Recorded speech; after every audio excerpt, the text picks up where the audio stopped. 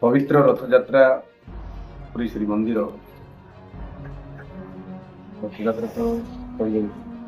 ବାହୁଡ଼ା ସୁନାବେଶ ରଥଯାତ୍ରାରେ ଓଡ଼ିଶାବାସୀଙ୍କୁ ହାର୍ଦ୍ଦିକ ଅଭିନନ୍ଦନ ଜଣାଉଛି। ସମସ୍ତେ ପ୍ରଭୁ ଜଗନ୍ନାଥ ପ୍ରଭୁ ସୁଭଦ୍ରା ସମସ୍ତଙ୍କୁ ଆଶୀର୍ବାଦ ଦିଅନ୍ତୁ, ତାଙ୍କର ପାରିବାରିକ ମଙ୍ଗଳ ହଉ ଏବଂ ସମସ୍ତେ ଖୁସିରେ ରୁହନ୍ତୁ। ଏଇ ବର୍ଷ ସମସ୍ତମୟ ଭାଇ ଆଉ ଗୋଟେ କଥା ଯିବା ଦେଖିବା 11 ତାରିଖ ଦିନ AICCର ପ୍ରେସିଡେଣ୍ଟ ରାହୁଲ ଗାନ୍ଧୀ ଆସୁଛନ୍ତି, ମଲ୍ଲିକାର୍ଜୁନ ଖଡ଼ଗେ ଆସୁଛନ୍ତି, ବହୁତ ବଡ଼ ବଡ଼ ନେତା ବର୍ତ୍ତମାନ ଓଡ଼ିଶା ମୁହାଁ ହୋଇଛନ୍ତି। କଂଗ୍ରେସର ଷ୍ଟ୍ରାଟେଜି କ'ଣ ରହିବ ଆଗାମୀ ରଣନୀତି? ଦେଖନ୍ତୁ, ନିଶ୍ଚିତ ଭାବରେ ଓଡ଼ିଶାରେ ବିଭିନ୍ନ ପ୍ରକାର ଇସ୍ୟୁ, ନାରୀ ନିର୍ଯାତନା ପ୍ରସଙ୍ଗ ଏବଂ ଯେଉଁ ବିଜେପି ସରକାର ଆସିଲା ପରେ ଓଡ଼ିଶାରେ ଯେଉଁଭଳି ଭାବରେ ଗୁଣ୍ଡାରାଜ ଚାଲିଛି ଆପଣମାନେ ଦେଖିଥିବେ। ବୟସ୍କ କିଶୋରଙ୍କୁ ଧରି ବିଭିନ୍ନ ପ୍ରକାର ମାଡ଼ ମାରିଛନ୍ତି ତାଙ୍କର ନେତାମାନେ। ଅନେକ କ୍ଷେତ୍ରରେ ଘଟଣା ଘଟୁଛି। ନାବାଳିକା ଏଠି ସୁରକ୍ଷିତ ନାହାନ୍ତି, ମହିଳାମାନେ ସୁରକ୍ଷିତ ନାହାନ୍ତି।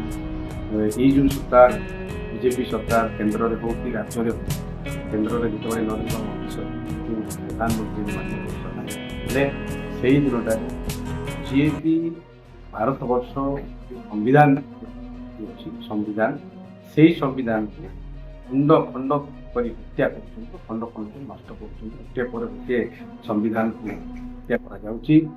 ଏହାରି ଉଦ୍ଦେଶ୍ୟ ନେଇକରି ସମ୍ବିଧାନ ବଞ୍ଚାଇବା ପାଇଁ ମାନ୍ୟବର ରାହୁଲ ଗାନ୍ଧୀ ଆମ ନେତା ବାରମ୍ବାର ପାର୍ଲାମେଣ୍ଟରେ ଲଢ଼େଇ କରୁଛନ୍ତି ଏବଂ ପ୍ରତ୍ୟେକ ରାଜ୍ୟରେ ସବୁ ରାଜ୍ୟରେ ମଧ୍ୟ ସେ ଯାଉଛନ୍ତି, ଲୋକଙ୍କ ସହିତ ମିଶୁଛନ୍ତି। ଆମର ଓଡ଼ିଶାରେ ମଧ୍ୟ ଆସନ୍ତା 11 ତାରିଖ ଦିନ ଆସିବେ। ଓଡ଼ିଶାର ସମସ୍ତ କଂଗ୍ରେସ କର୍ମୀ ବା ଯେଉଁମାନେ ସମସ୍ତ ଜିଲ୍ଲାର ସମସ୍ତ ଲୋକ ପୁରା ଉତ୍ସାହିତ ଅଛନ୍ତି। ଯିଏକି ମାନ୍ୟବର ଯେଉଁ ନେତା ଆସୁଛନ୍ତି ସେମାନେ ସବୁ ଉତ୍ସାହିତ ଅଛନ୍ତି ଏବଂ ସେମାନେ ନିଶ୍ଚିତ ଭାବରେ ଆମ ଓଡ଼ିଶା ସରକାର ସବୁ ଜିଲ୍ଲାରୁ ଲୋକ ଆସିବେ।